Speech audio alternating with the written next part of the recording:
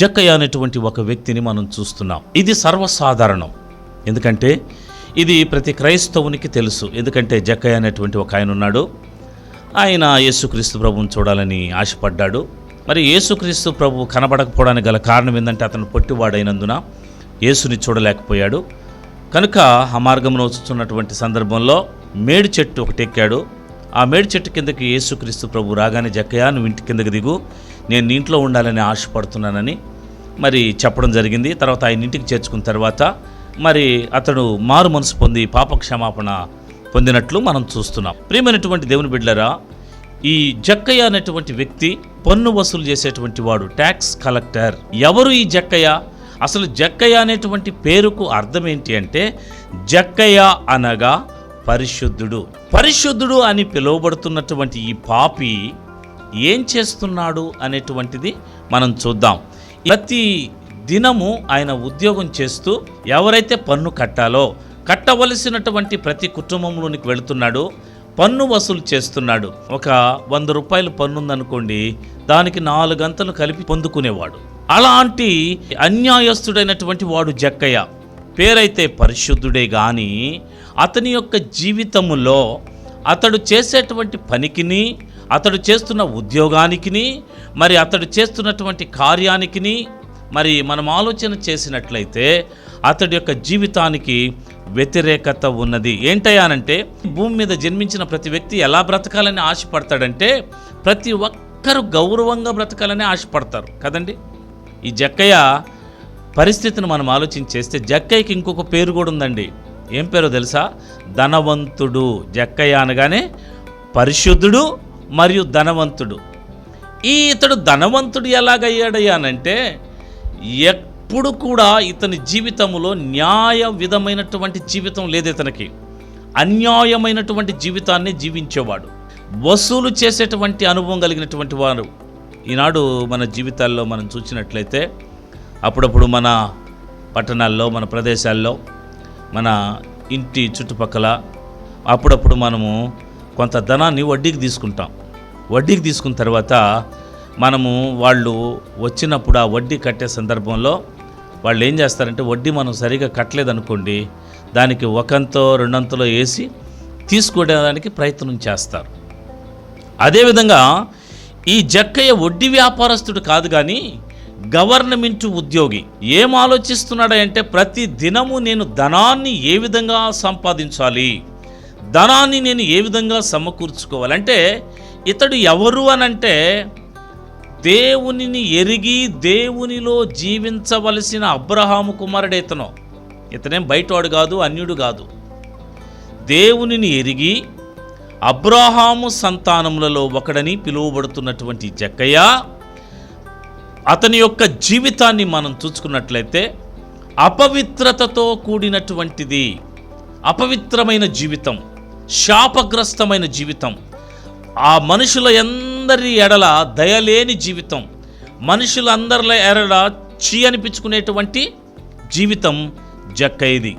అలాంటి జీవితము కలిగినటువంటి ఈ జక్కయ్య అనేక సంవత్సరముల నుండి, అనేక దినముల నుండి మరి ఇంటి పన్నును వసూలు చేస్తున్నాడు. ఇతడు వసూలు చేసుకునేటప్పుడు అల్లా కూడా ప్రజల చేత అతను తిట్లు తింటుండేవాడు. ఎందుకు అనంటే, చేయవలసినంత చేయకుండా అధికంగా వసూలు చేసేవాడు.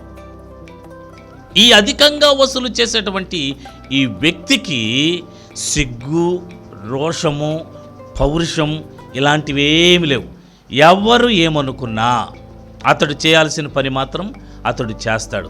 అయితే ఎన్నో సంవత్సరముల నుంచి ఈ వృత్తిలో ఉన్నటువంటి జక్కయ్యకి ఒక ఆలోచన కలిగింది. ఏంటయ్యానంటే, ఇంత ధనాన్ని నేను సంపాదిస్తూ ఉన్నాను కదా, ఇంత ధనమును నేను సమకూర్చుకుంటున్నాను కదా, ఇక్కడ ఉన్నటువంటి వారందరిలో కల్లా నేను గొప్పవాడిని కదా అనుకుంటున్నాడు.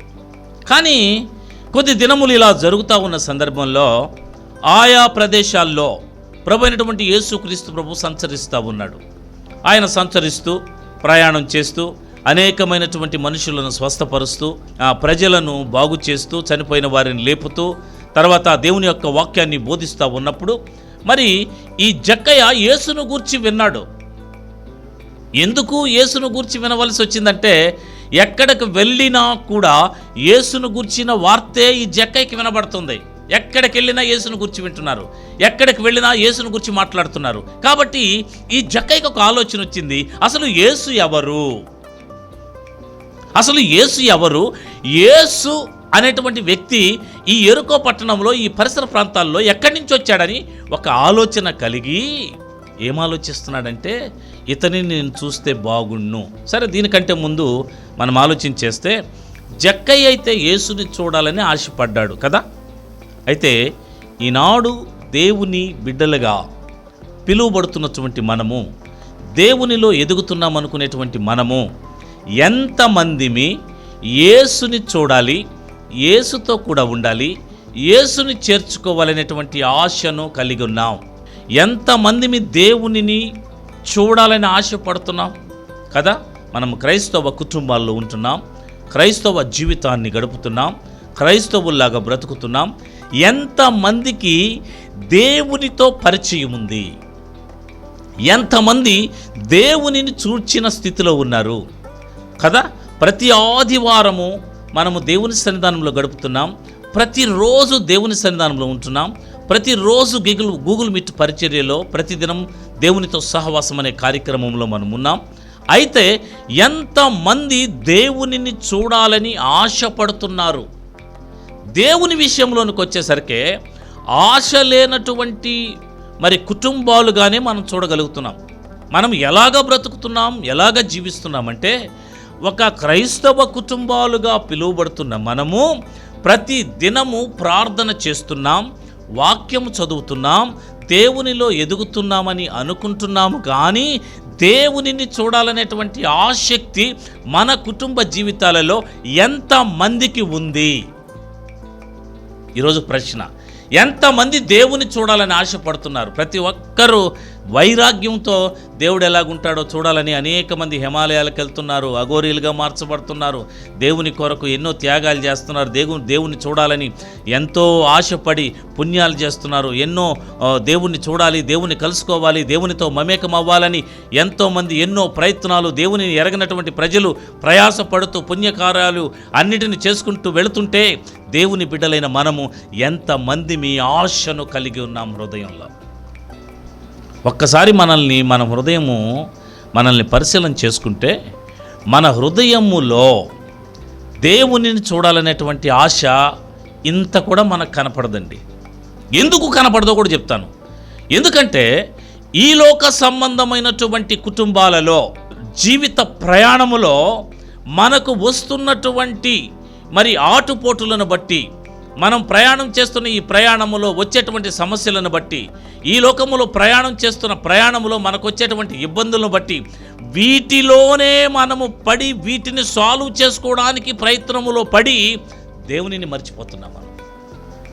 అంతే కదా. ఉదయం లేచింది మొదలుకొని మనిషి పోరాటం దేని మీద? ఉదయం లేయాలి. చాలామందిని గమనించండి, ఎక్కువ ఉద్యోగం చేసే వాళ్ళైతే వాళ్ళ దినచర్య ఎలాగుంటుందో ఒకసారి ఆలోచన చేయండి. అర్లీ మార్నింగ్ లేస్తారు, అర్లీ మార్నింగ్ లేచింది మొదలుకొని జీవితం అంతా హడావడి, డ్యూటీకి వెళ్ళేంత వరకు హడావడి.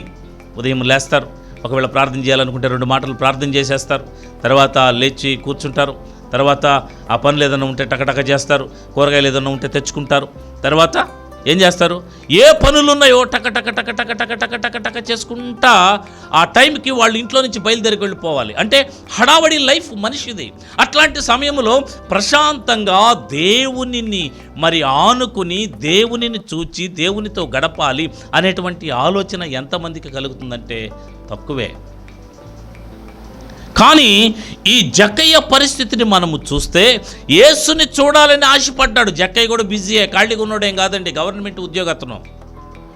యేసుని చూడాలని ఆశపడ్డాడు. యేసుని చూడాలని ఆశపడినప్పుడు అతనికి ఒక ఆలోచన వచ్చింది, నేను తిన్నగా వెళతాను, యేసుని చూస్తాను. అయితే ఈ జక్కయ్య యొక్క జీవిత విధానాన్ని మనం జ్ఞాపకం చేసుకున్నట్లయితే, జక్కయ్య ఒక సాధారణమైన వ్యక్తి లాంటి వాడు కాదు. ఎందుకంటే జక్కయ్య చాలా పొట్టివాడు. జక్కయ్య పేరు మాత్రం పరిశుద్ధుడే, కానీ అతడు హైట్ మాత్రం దాదాపు 3-3.5 అడుగు మాత్రమే ఉంటుంది.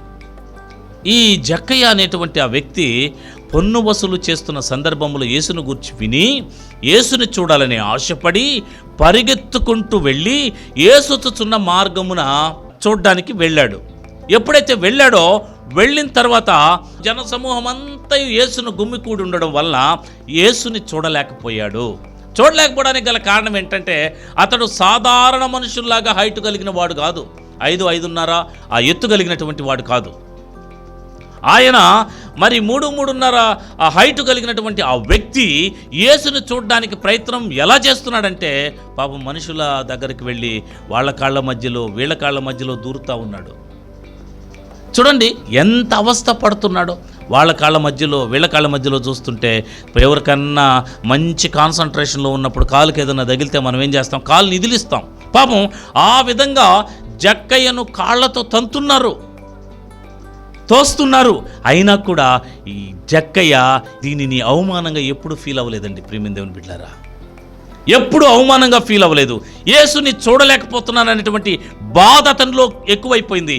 యేసు దగ్గరకు వచ్చాను, యేసుని చూడాలి, నేను యేసుని చూస్తే బాగుంటుంది, యేసుని చూస్తే ఆయన రూపము, ఆయన ఎలాగుంటాడో, సౌందర్యంగా ఉంటాడా, ఎలాగుంటాడు, ఆయన ఎంత హైట్ ఉంటాడు, ఎంత వెయిట్ ఉంటాడు, అతని పరిస్థితి ఏంది, ఆయన రూపం ఏంటి అనేటువంటి ఆలోచనతో మాత్రమే ఉన్నాడు. కానీ అతన్ని ఎంతమంది కుక్కలా చూసినా కూడా అతడు ఎప్పుడు తను తాను ఫీల్ అవ్వని పరిస్థితిలో ఉన్నాడు.